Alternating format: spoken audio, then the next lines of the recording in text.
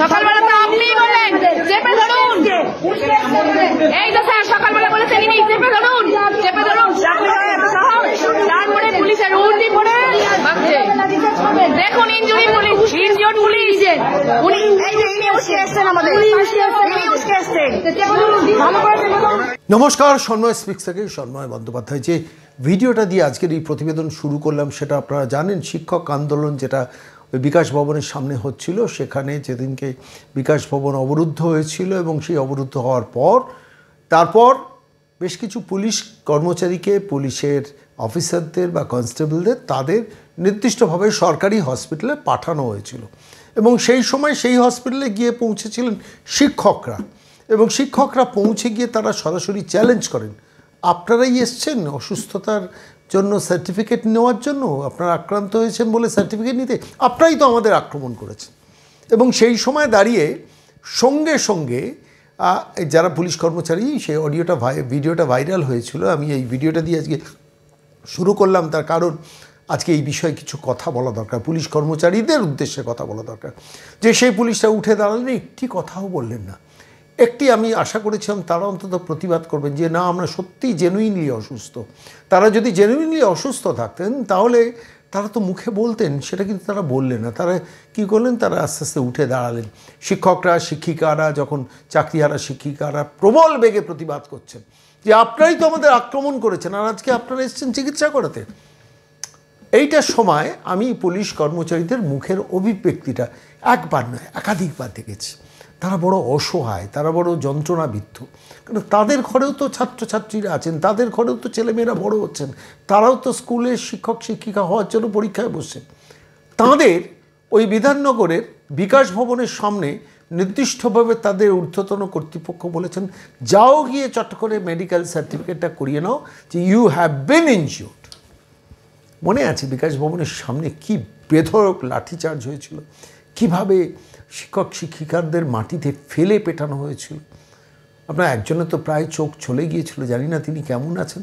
প্রশ্নটা হচ্ছে এখানেই, প্রশ্নটা হচ্ছে এই পুলিশ অফিসারদের ঊর্ধ্বতন কর্তৃপক্ষ শেখাচ্ছেন যে যাও তোমরা মেডিকেল সার্টিফিকেটটা নিয়ে এসো, অর্থাৎ এরপরে পাল্টা কেস যাতে আমরা দিতে পারি। আমি আজকে সেই পুলিশকেই প্রশ্ন করতে সন্ময় স্পিক্সে আপনাদের কাছে এসেছি।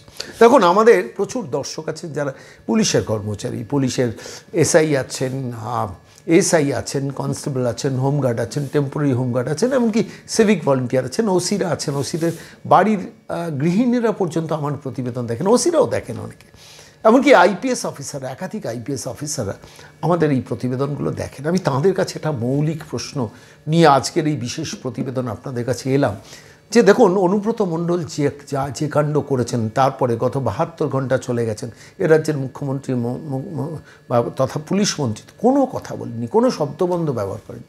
তাকে প্রোটেকশন দেওয়া হচ্ছে, তাকে কোনোভাবে সুড়ঙ্গ দিয়ে বার করার চেষ্টা হচ্ছে। সেই সময় দাঁড়িয়ে আপনারা যারা পুলিশ কর্মচারী, আপনারা যারা এই রাজ্যের সরকারের অধীনে পুলিশের চাকরি করেন, আপনারা কী অপরাধ করেছেন আপনারা বলুন তো? আজকে বিকাশ ভবনের সামনে আপনি আক্রান্ত হননি, কোনো পুলিশ অফিসার নিশ্চিতভাবে আক্রান্ত হয়েছেন, সেটা অত্যন্ত অন্যায় গরিত, কথা বলেও বলছি। যারা আক্রান্ত হননি তাঁদেরও মেডিকেল সার্টিফিকেট নিতে বিধাননগর পুলিশ কমিশনের তরফ থেকে পাঠানো হয়েছিল। তা না হলে ওই পুলিশদের অভিব্যক্তিটা আপনি দেখালাম, সেই অভিব্যক্তি হতে পারে না। তারা অসহায়, তাদের বলা হয়েছে মেডিকেল সার্টিফিকেট নিতে, তারা গিয়ে বসেছেন হসপিটালে, একটা মেডিকেল সার্টিফিকেট, আমি উন্ডেড, আমার এখানে লেগেছে, আমার এখানে লেগেছে, আমার এখানে লেগেছে, আমার এখানে লেগেছে বলে মেডিকেল সার্টিফিকেট নিতে গিয়েছেন যাতে শিক্ষক শিক্ষিকাদের কেস দেওয়া যায়। সেই পুলিশও তো বুঝছেন যে আমাকে এই ফেক কেসটা, মানে শিক্ষক শিক্ষিকাদের ফেক কেস দেওয়ানোর জন্য, আমাকে অসুস্থ সাজানোর জন্য আমার ঊর্ধ্বতন কর্তৃপক্ষ আমাকে নির্দেশ দিয়েছে। আবার সেই পুলিশই জানে যে অন্যান্যরা সারা ভারতবর্ষের মধ্যে সবথেকে বেশি ডিআরএস অ্যালাউন্স কম পান এই পুলিশ। আবার বলছি, সবথেকে কম ডিআরএস অ্যালাউন্স পান এই রাজ্যের পুলিশ কর্মচারীরা। সরকারি কর্মচারীরাও সবথেকে কম পান, এই রাজ্যের পুলিশ কর্মচারীরাও পান। তারা জানেন, কিছু করার নেই, তারা চাকরি করছেন। এই পুলিশ জানে যে একটা থানাতে 1/3 স্টাফ দিয়ে চালানো হয়। যেখানে 80 থেকে 90 জন স্টাফ দরকার একটা বড় থানার, সেখানে 25 জন 30 জন পুলিশের স্টাফ দিয়ে চালানো হয়, সবটা সিভিক দিয়েই ম্যানেজ করানো হয়। সিভিকদের জন্য র্যাফের ড্রেস থাকে থানার ভেতরে, র্যাফের ড্রেস, সিভিকদের র্যাফের ড্রেস পরিয়ে রেড করতে পাঠানো, প্রচুর তথ্য আমাদের কাছে আছে। আমি বলছি আপনারা পুলিশ কর্মচারী, আমি বলছি না আপনাদের বিদ্রোহ করতে, আমি বলছি আপনাদের প্রতিবাদটা করতে, মনের মধ্যে যন্ত্রণাটা পুষে রাখতে। অনুব্রত মণ্ডল যে ভাষায়, যে ল্যাঙ্গুয়েজে, একজন হতে পারেন তিনি পুলিশের ওসি, যে ভাষায় তাকে ব্যবহার করেছেন, তারপর একটা সরকার, একজন পুলিশ মন্ত্রী তাকে জেলের মধ্যে পুরতে পারলেন না, আর আপনি পুলিশ হয়ে সেই দৃশ্য শুনলেন, আপনি নিশ্চিতভাবে, আমি বিশ্বাস করি না রাজ্যের কোনো পুলিশ কর্মচারী অনুব্রত মণ্ডলের ওই অডিওটা শোনেননি। কোটি কোটি মানুষ শুনেছেন, সমস্ত অডিও ভিজুয়াল মিডিয়াতে সেটা সম্প্রচারিত হয়েছে, সবাই শুনেছেন। সবাই শোনার পর আপনার মনে, আপনি যদি পুলিশ কর্মচারী হন, আপনার মনে প্রশ্ন জাগেনি যে আমার বাড়িতে স্ত্রী আছে, আমার বাড়িতে মা আছে, আমার বাড়িতে মেয়ে আছে, আমার বাড়িতে মানে আমার ঠাকুমা থাকতে পারেন, আমার বাড়িতে অনেক মহিলা থাকতে পারেন, তাদের মান সম্মান ইজ্জত মর্যাদা কিচ্ছু নেই যেহেতু আমি পুলিশ কর্মচারী। আমি বলছি দেখুন, পুলিশের অন্যায়ের বিরুদ্ধে যেমন কথা বলি, কিন্তু আবার বলছি বহু বহু বহু বহু বহু ভালো পুলিশ অফিসার আছে। আপনারা যারা এই প্রতিবেদন দেখছেন, যারা পুলিশ কর্মচারী নন, তারা অনেকে আমাকে লিখে পাঠান, হোয়াটসঅ্যাপে মেসেজ পাঠান, কমেন্ট বক্সে লেখেন, আপনি পুলিশদের মধ্যে এত ভালো দেখেন কেন? তারা তো রক্ত মাংসের মানুষ, তারা জীবন জীবিকার জন্য চাকরিটা করছেন, কিন্তু চাকরিটা করছেন বলেই তাদের সরকার যখন অন্যায় শেখায়, সরকার যখন বলে অনুব্রত মণ্ডল তোমার মা তুলে, তোমার বউ তুলে উদম গালিগালাজ করুক, আর তারপরও তাকে খুঁজে পাওয়া যাবে না, তাকে ধরা যাবে না, এটার বিরুদ্ধে আপনি প্রতিবাদ করবেন না। আপনি পুলিশ কর্মচারী হয়ে অন্তত মনে মনে প্রতিবাদটা করুন। আমি তা আপনাদের কাছে বলছি, ওই যে শান্তনু সিনহা বিশ্বাস মা বলে ডাকেন না এই রাজ্যের মুখ্যমন্ত্রীকে, তাঁকে প্রতিবাদ করতে দেখেছেন? পুলিশ ওয়েলফেয়ার বোর্ড থেকে একটা সার্কুলার নোটিশ জারি করতে আপনারা শুনেছেন কেউ? পুলিশ ওয়েলফেয়ার বোর্ড না, আপনাদের ভালো মঙ্গলের জন্য পুলিশ ওয়েলফেয়ার বোর্ড করে বসে আছেন ভবানী ভবনের উল্টো দিকে। কোনো দিন শুনেছেন, কোনো দিন দেখেছেন এইভাবে একটা সরকার অনুব্রত মণ্ডলকে স্পন্সর করছে, পুলিশকে বোম মারতে বলেছে, কোনো দিন প্রতিবাদ করতে দেখেছেন? আধ ঘন্টা সময় দিচ্ছি, জ্বালিয়ে দেবো বলেননি অনুব্রত মণ্ডল? কোনো দিন দেখেছেন পুলিশ ওয়েলফেয়ার বোর্ডে শান্তনু সিনহা বিশ্বাসদের প্রতিবাদ করতে? 9 বছর ধরে কালীঘাট থানায় বসে আছেন, অ্যাসিস্ট্যান্ট কমিশনার অফ পুলিশ হয়ে বসে রয়েছেন, কোনো দিন দেখেছেন? আমি বলছি আপনাদের যদি আত্মমর্যাদা থেকে, আত্মসম্মান থাকে, এই সরকারটাকে তাড়ানোর দায়িত্ব কিন্তু আপনাদের। পোস্টাল ব্যালটটা এদের হাতে দেবেন না, যাকে ইচ্ছা ভোট দিন, আমার দেখার দরকার নেই, আপনি যদি শাসক দলকেও দেন, কিন্তু দয়া করে পোস্টাল ব্যালটটা শান্তনু সিনহা বিশ্বাস কোম্পানির হাতে দেবেন না।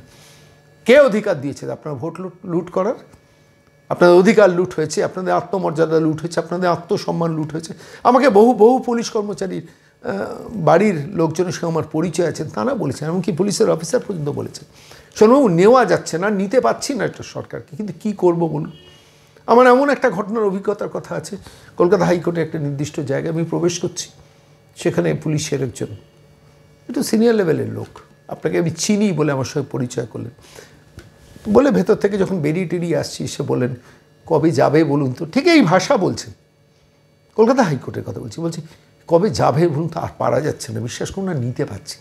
ঠিকই তো, তাঁর যন্ত্রণাটা আপনাদেরও যন্ত্রণা হওয়া দরকার। হয়তো আপনি এই সরকারের কাছ থেকে কোনো একটা পোস্টিং সংক্রান্ত সুবিধে পেয়েছেন, কিন্তু মনে রাখবেন আপনার ছেলে, আপনার মেয়ের জীবনের ভবিষ্যৎটা শেষ। হাজার হাজার অনুব্রত মণ্ডলরা রাজত্ব করবে এই পশ্চিমবঙ্গে মমতা বন্দ্যোপাধ্যায় যদি সরকারে থাকে।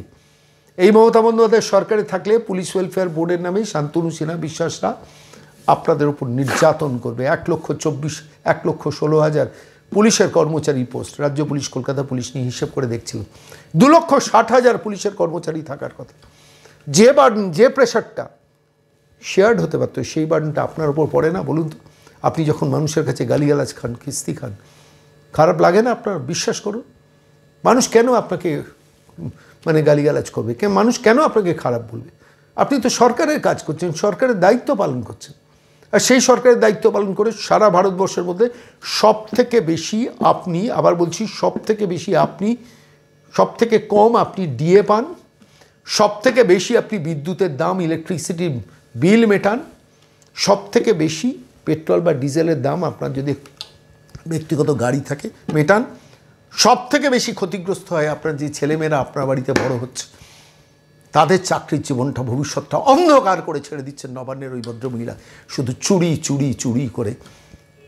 আপনি পুলিশে আছেন, আপনি প্রশাসনে আছেন, আপনি হয়তো ওসি, আপনি হয়তো আইসি, আপনি হয়তো আইপিএস অফিসার, আপনি হয়তো WBPS অফিসার, আপনি হয়তো সাব ইন্সপেক্টর অফ পুলিশ, আপনি হয়তো assistant sub inspector of police, আপনি হয়তো হোমগার্ড, আপনি হয়তো টেম্পোরারি হোমগার্ড, আপনি হয়তো সিভিক ভলেন্টিয়ার, আপনি হয়তো ভিলেজ পুলিশ, আপনি হয়তো ট্রাফিকের দায়িত্বে আছেন, আপনি হয়তো পুলিশের গাড়ি চালান। আমার এই প্রতিবেদন যদি দেখেন, একটু মন দিয়ে আপনি নিজেকে প্রশ্ন করুন যে এই সরকারকে তাড়ানো দরকার কিনা। You have a role to play. আপনাদেরও একটা দায়িত্ব আছে। সরকার পরিবর্তন হলে মনে রাখবেন, আপনি স্ত্রীর হাতে সংসারের খরচ হিসেবে ডিএর অনেকটা টাকা মিটিয়ে দিতে পারবেন। সারা ভারতবর্ষ যদি ডিএ দিতে পারে, কেন একটা সরকার ডিএ দেবে না? ডিএ আটকানোর জন্য কয়েকশো কোটি টাকা সুপ্রিম কোর্টে গিয়ে আদালতে আইনজীবীদের পেছনে খরচা করছে।